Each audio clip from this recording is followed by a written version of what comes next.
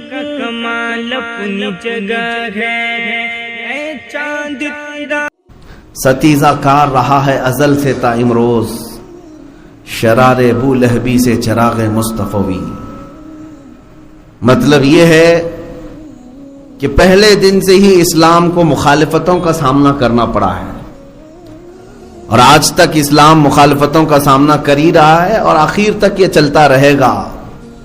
شرار ابو لہبی سے چراغ مصطفی کا ٹکراؤ ہوتا رہے گا، لیکن چراغ مصطفی ہمیشہ غالب تھا اور غالب رہے گا۔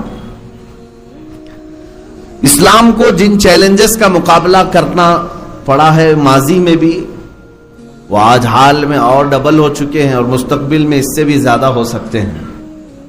لیکن ایک بات میں آپ کو بتا دوں، ویسے دیکھا جائے تو اسلام کو اس کے ماننے والوں نے اپنے گھروں میں اجنبی کر رکھا ہے۔ مسلمان جس طرح سے اسلام پر عمل پیرا ہونا چاہیے تھا اتنے تو نہیں ہیں۔ اگر ہمارے اعمال کی بنیاد پر اسلام کو زندہ رہنا ہوتا تو اسلام کو اس کے ماننے والوں نے بہت ساری تکلیفیں دی ہیں، نقصانات پہنچائے، لیکن یہ دین اسلام اپنی حقانیت کی بنیاد پر اور رب ذوالجلال کی حفاظت کی بنیاد پر زندہ ہے اور زندہ رہے گا۔ آج ایک بات کی طرف میں آپ کو لے جانا چاہتا ہوں، مسلمانوں، ہمارے لیے دین کوئی ایک رسم رواج اور ریت کا نام نہیں ہے، ہماری جان کا نام ہے۔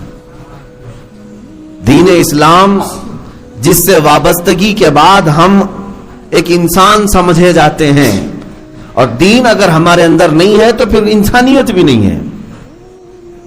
اور دین کی پوری بنیاد کیا ہے، دین کی اصل کیا ہے؟ آپ کو کہا جائے گا آپ دیندار ہیں، آپ اسلام کو ماننے والے ہیں، لیکن میں یہ پوچھتا ہوں کہ دین ہے کیا؟ کس چیز کو دین کہتے ہیں؟ نماز روزہ حج و زکوٰۃ کرنے والا، ٹوپی داڑھی رکھنے والا، جبہ امامہ پہننے والا دین اس کا نام ہے؟ نہیں۔ بمصطفیٰ برساں خیش کے دی ہماؤست، اقبال نے کہا ہے کہ اپنے آپ کو نبی پاک کے قدموں تک پہنچا دے، یہی دین ہے۔ گرب او نہ رسیدی تمام ابو لہبیست، اور اگر وہاں تک نہیں پہنچ سکے تو پوری زندگی ابو لہب کی طرح ہے۔ اب پتہ یہ چلا کہ زندگی دین کیا ہے؟ نبی پاک صلی اللہ تعالی علیہ وسلم کے قدموں پر مر مٹنا، یہی دین ہے۔ وہاں تک اگر نہیں پہنچ سکا تو دین بھی نہیں ہے۔ تو اب یہاں سے ذمہ داری کے ساتھ کسی کو دیندار کہنا، ہر داڑھی والے کو اور ہر ٹوپی والے کو اور ہر حج کر کے آنے والے کو ہی دیندار کا لقب نہ دیا جائے۔ دیندار وہ ہے جو نام مصطفیٰ پر گردن قربان کرنے کو بھی تیار رہتا۔ دیندار وہ ہے، دین اصل یہی ہے۔ اب جو بات مجھے عرض کرنی ہے وہ یہ ہے کہ اسلام کو جن چیلنجز کا سامنا ہمیشہ کرنا پڑا ہے، وہ روز اول سے ہی، پہلے دن سے ہی اسلام کو ان چیلنجز کا مقابلہ کرنا پڑا ہے۔ جھوٹی افواہیں پھیلانا اسلام کے خلاف، بانی اسلام محمد رسول اللہ صلی اللہ تعالی علیہ وسلم کی ذات کو ٹارگٹ کرنا، غریب مسلمانوں کی موب لنچنگ کرنا، یہ پہلے دن سے چلا ہے۔ یہ چیلنجز جو ہے آج کے نہیں ہیں۔ جھوٹی افواہیں پھیلانا اسلام کے متعلق کہ یہ ہتھیاریں ہیں، ڈکیتی ہیں، یہ لٹیرے ہیں، یہ مار پیٹ کرنے والے ہیں، یہ افواہیں پہلے سے بھی پھیلائی جاتی رہی ہیں، آج ہی کے زمانے میں نہیں۔ اور رسول پاک کی ذات کو لے کر کے بھی پروپیگنڈے اس وقت مکہ والے پھیلاتے تھے کہ وہ جادوگر ہیں، وہ شاعر ہیں، وہ ساحر ہیں، یہ بھی باتیں چلتی تھی۔ اور اس کے علاوہ جو غریب مسلمان نظر آتے ان کو پکڑ کر کے پیٹنا، مارنا، یہ موب لنچنگ مکہ والے کرتے تھے۔ لیکن میرے عزیزوں، ان تمام چنوتیوں کے باوجود نہ اسلام تب رکا تھا نہ آج رکے گا۔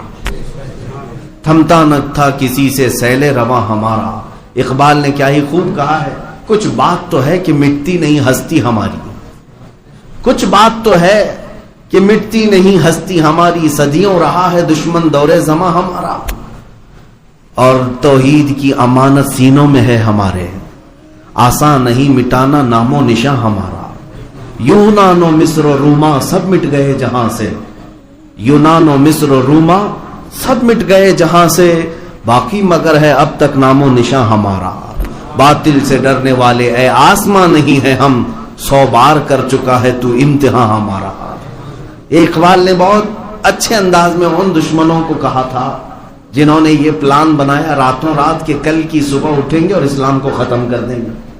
کسی کے پاس 5 سال کا پلان ہے, کسی کے پاس 10 سال کا پلان ہے کہ اسلام اور مسلمانوں کو جڑ سے ختم کرنے کے لیے منصوبے ہیں. یہ لفاظی نہیں کر رہا ہوں. ہاں یہ صرف اور صرف ہندوستان میں نہیں ہے, گلوبل لیول پر اگر دیکھا جائے پورا ورلڈ اس میں ملوث ہے, اور سب کا ٹارگٹ ایک ہی دین ہے, اسلام. سب کا ٹارگٹ اسلام ہے. ظاہر سی بات ہے کوڑیوں سے کوئی نہیں نفرت کرتا, جلتا نہیں. جو حسن والا ہے اسی سے حسد بھی ہوتا ہے, اور انہیں سب کو پتا ہے کہ اگر دنیا میں کوئی حسن والا ہے تو وہ دین اسلام ہی ہے, جو ظاہر میں بھی حسین ہے اور باطن میں بھی حسین ہے. یہ اسلام ہی ہے جو انسان کو انسان بناتا ہے, اور دنیا یہ نہیں چاہتی کہ یہاں پورا انسان بن سکے.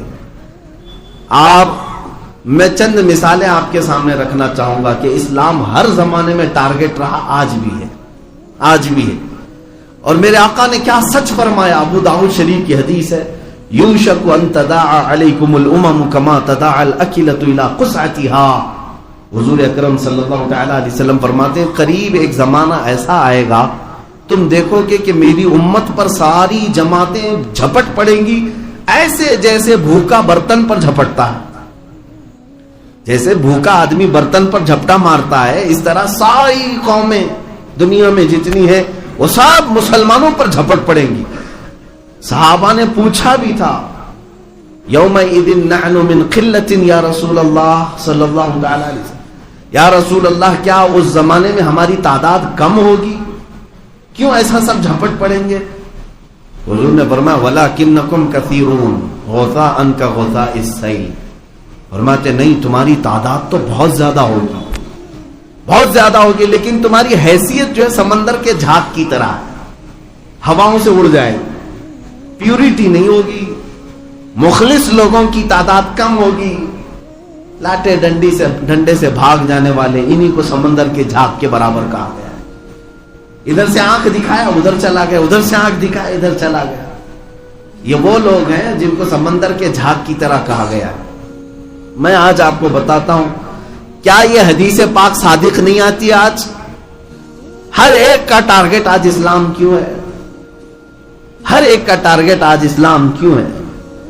میں نے ایک چٹھی لکھی, ایک بڑے عہدیدار ہیں, ادھیکاری ہیں, ان سے میں نے ایک ریکویسٹ کی ہے کہ مجھے ڈیفینیشن چاہیے ایک چیز کا, ایک چیز کی تعریف. اصطلاح میں دہشت گردی کسے کہتے ہیں, ڈیفائن کر کے ہمیں دے دو. ظاہر سی بات ہے کوئی تو اس کی تعریف ہوگی نا, کوئی ڈیفینیشن ہوگی. آتنکوادی کسے کہتے ہیں, دہشت گرد کسے کہتے ہیں, ٹیررسٹ کسے کہتے ہیں. ان صاحب نے اورلی تو کہا کہ جو کمیونٹی کو اور ملک کو نقصان پہنچائے اس کو آتنکواد کہتے ہیں. لوگوں کے لیے جو نقصان پہنچائے اور دیش کو جو نقصان پہنچائے. لیکن یہ تو اورلی کہا گیا ہے. میرے عزیزوں اس ڈیفینیشن پر اگر دیکھا جائے تو ہزاروں لوگ اترتے ہیں, لیکن ان میں سے کسی کو بھی آتنکواد اور دہشت گرد نہیں کہا جاتا. مسلمان چاقو رکھ لے تو دہشت گرد ہے, مسلمان کے پاس بلیڈ بھی مل جائے تو آتنکواد نہیں. لیکن کوئی دوسری قوم کسی کو ٹائر میں جلا کے مار ڈالے نہیں, وہ تو اس کی بھاونائیں ہیں, وہ تو اس کے جذبات ہیں. یہ جو ہیپوکریسی ہے پوری دنیا میں ہے, ایک جگہ کی نہیں. میں آپ کو مثال بتا دوں, پنجاب میں کچھ سکھوں نے مل کر کے ایک شخص کو مارا, اور اتنا مارا کہ اس کو مار ہی دیا, ختم ہی کر دیا. الزام کیا تھا اس شخص پر کہ اس نے سکھوں کی گرنتھ کو جلایا تھا, مقدس کتاب کو, ہولی بک کو آگ لگایا تھا. تو سکھوں نے پکڑ کر کے اس کو مارا بھی, پیٹا بھی, کاٹا بھی اور ختم بھی کر دیا. لیکن اس پورے مسئلے کو, اس پورے ایشو کو میڈیا نے کہیں نہیں کہا کہ آتنکیوں کا حملہ تھا, نہیں کہا گیا کہ ان کی بھاوناؤں کو ٹھیس پہنچا تھا, ان کی بھاوناؤں کو ٹھیس پہنچا تھا, اس لیے انہوں نے ایک شخص کو مار ڈالا. اور ہونا بھی نہیں چاہیے, میں خود بھی منع کرتا ہوں, کسی کی بھی مقدس کتاب سے چھیڑ چھاڑ نہیں ہونی چاہیے. آستھا کا مسئلہ ہے, جذبات کے, کوئی بھی بے قابو ہو سکتا ہے, ہم مانتے ہیں. لیکن سیم مسئلہ دوسری جگہ قرآن پاک کے ساتھ اگر ہو, اور ہوا بھی